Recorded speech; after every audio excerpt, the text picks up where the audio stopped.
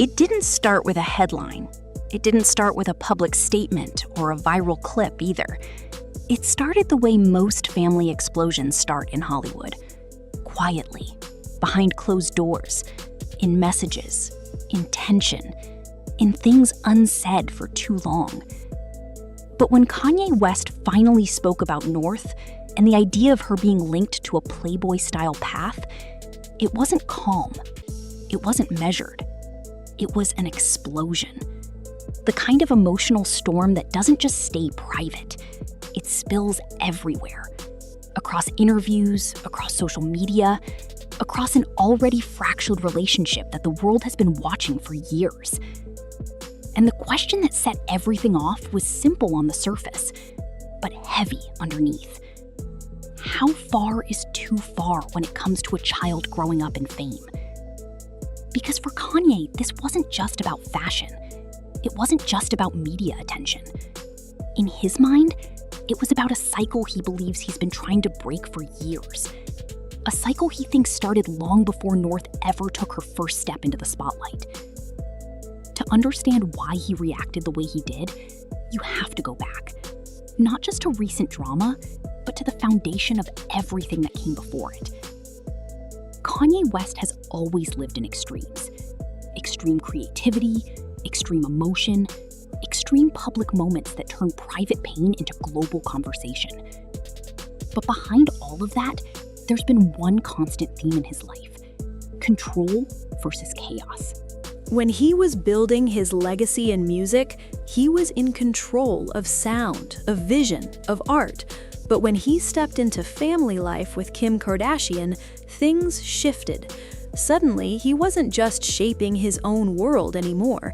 He was inside a world already built, a world shaped by cameras, branding, and constant public attention. And Kim wasn't new to that world.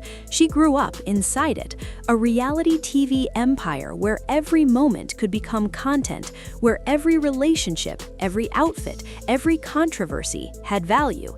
It wasn't just fame for her family, it was a system. That difference in perspective is where the cracks started forming. At first, Kanye seemed to embrace it. He elevated Kim's image, styled her into high fashion spaces, placed her on global stages, turned her into a figure the fashion world suddenly took seriously. For a while, it looked like a powerful, creative partnership, two worlds merging into one. But over time, something inside Kanye changed. The same spotlight he helped intensify, he started questioning. He began talking more about protection, about values, about what fame was doing to families behind the scenes. And slowly his tone shifted from creator to critic, from partner to protector, from supporter to someone who felt like he was watching something unfold that he couldn't fully control anymore. And then came North. North West was born into a world where cameras already followed every move of her parents. She didn't get to slowly step into fame. She was placed directly in the center of it from day one. Photos, appearances, social media moments, all of it began early. To the public, it looked like a natural extension of celebrity life. But to Kanye, it started to feel different, more sensitive, more personal, more dangerous in ways people outside the situation might not fully understand. Because when North started appearing in more public fashion moments, more styled appearances, more curated family content, Kanye began seeing something else. Not just a daughter growing up, but a reflection of a system he already believed was too powerful. And that's where everything collided. The moment that triggered the latest wave of conflict wasn't just one thing, it was accumulation, a buildup of years of disagreement, years of different parenting visions, years of tension that never fully disappeared. So, when talk of North being placed in situations that Kanye felt were too mature, too exposed, too aligned with the entertainment world's more adult side surfaced in his mind, it didn't land as just another disagreement. It landed as a warning sign. And Kanye West doesn't ignore warning signs. He reacts to them loudly. What made this situation even more intense is the history behind it all. Kanye has repeatedly expressed discomfort with how fame affects young women growing up in the spotlight. He's talked about cycles, about patterns, about how easily childhood can turn into branding in Hollywood spaces. But here's where the story gets complicated, because the world also remembers Kanye's contradictions. People don't forget that he once participated in shaping the very image of fame and glamour that he now criticizes. They remember the fashion choices, the bold public looks, the moments where shock value and visibility were part of the strategy. So when he speaks now about protection, the internet doesn't just listen, it debates. And that debate exploded again when he voiced frustration over North's exposure to media attention that he felt was too adult, too curated, too similar to patterns he had grown critical of over time. In his mind, it wasn't just about one moment, it was about direction, a path, a trajectory. But in Kim Kardashian's world, the perspective is different. Kim has always argued that she wants her children to have freedom, to express themselves, to exist in the world they were born into without being completely shielded from it. From her point of view, growing up in fame doesn't automatically mean losing childhood. It means learning how to navigate it. And that's where the clash becomes unavoidable. Because what one parent calls freedom, the other calls exposure. What one sees as normal childhood experiences in a unique environment, the other sees as a system repeating itself. And the public is left in the middle, trying to decide who's right. But here's the twist. Maybe nobody fully is. Because what gets lost in all of this debate, all of the outrage, all of the online arguments, is that North is still a child growing up in a world where every moment can be recorded, reposted, analyzed, and turned into commentary by millions of strangers. She didn't choose the system, she was born into it. And while the adults around her argue about protection versus expression, control versus freedom, legacy versus independence, she's simply living her childhood inside a spotlight that never turns off. The emotional weight of that reality is what makes this situation hit differently for so many people watching. Because at the center of it isn't just a celebrity argument, it's a family trying to define boundaries in a world where boundaries barely exist anymore.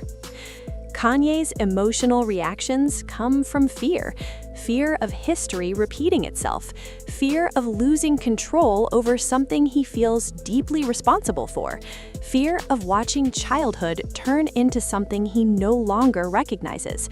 But fear doesn't always translate cleanly.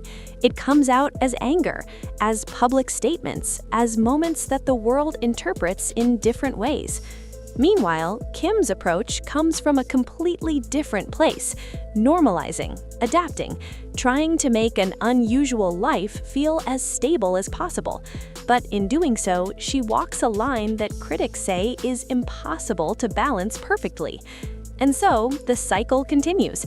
One side pushing back, the other moving forward, both convinced they're acting in the best interest of the same child.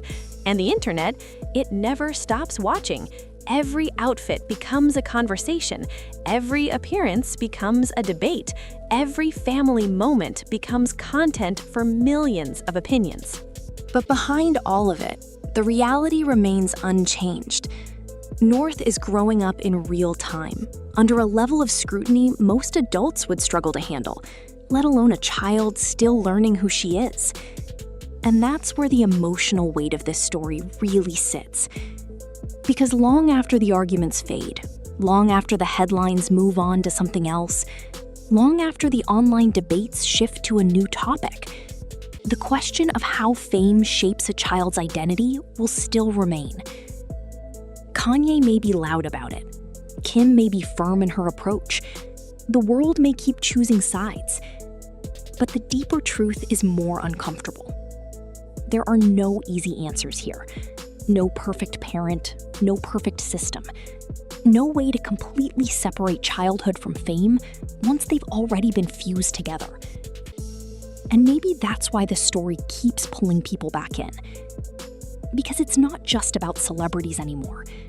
It's about what happens when a child grows up in a world where privacy is rare, attention is constant, and every stage of life becomes part of a public narrative before they're even old enough to understand it. And as the situation continues to unfold, one thing becomes clearer with every new headline. This isn't just a moment of conflict. It's a long, ongoing story about family, fame, and the price of growing up in front of the world. And at the end of all this noise, all the headlines, all the arguments, all the emotional outbursts that keep pulling the story back into the spotlight, there's still one thing that refuses to change.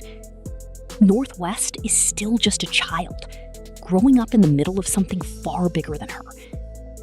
While the world debates Kanye's intentions, questions Kim's decisions, and tries to break down every detail like it's a puzzle that needs solving, the reality is much simpler and much heavier.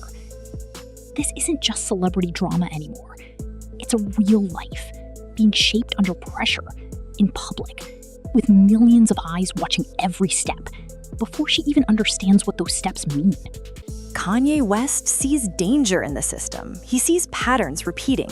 He sees a cycle that he believes has already taken too much from too many people in his life. And when he reacts, it comes out loud, emotional, and sometimes chaotic. But underneath that chaos is fear. The fear of losing something he feels deeply responsible for protecting.